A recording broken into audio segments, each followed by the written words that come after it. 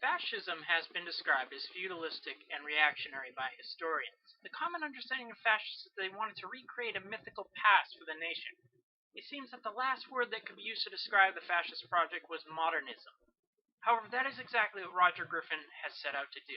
The distinguished historian of fascism has produced a new book, Modernism and Fascism, which seeks to show that fascism was a modernizing project par excellence. Griffin manages to challenge many of the accepted truths about fascism through his well-researched study.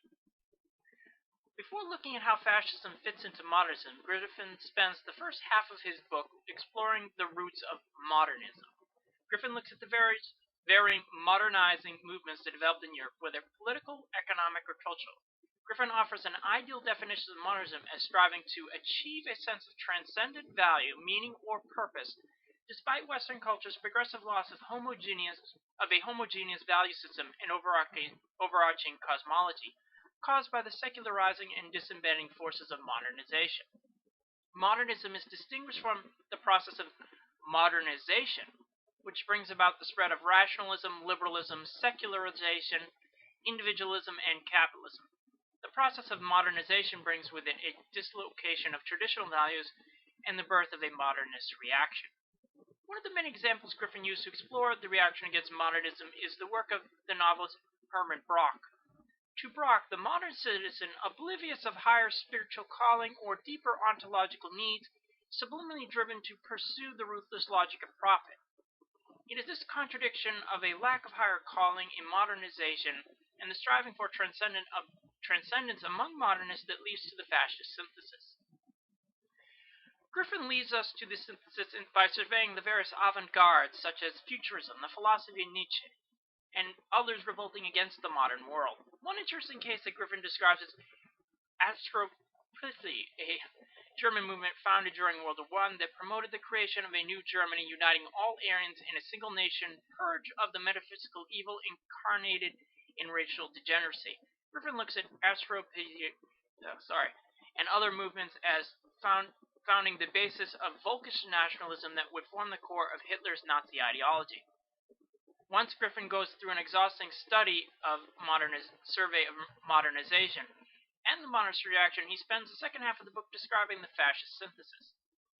Griffin lays out his case most clearly here that fascism is not anti-modern, but a form of programmatic modernism that seeks to conquer political power in order to realize a totalitarian vision of national or ethnic rebirth.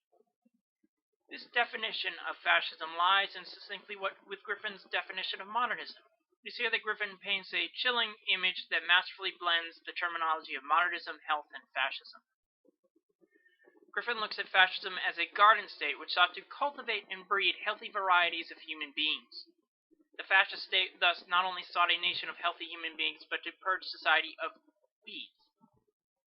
In Griffin's investigation of the fascist state, he looks at a wide variety of artists, philosophers, and architects who seek to build a healthy modern society.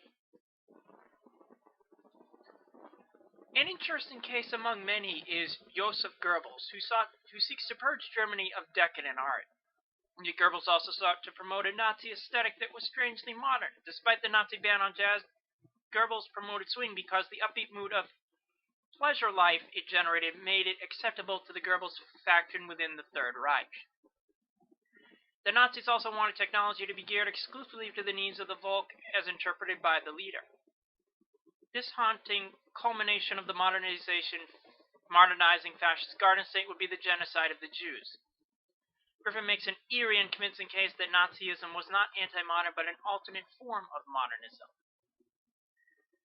Griffin is a meticulous researcher who has looked at a wide variety of European cultural groups, fascist theorists, and other historians, and so much more.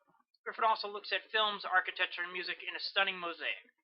However, it's very easy to get lost under the avalanche of the names and terms that he throws at the reader, especially in part one where he lays the groundwork of modernism.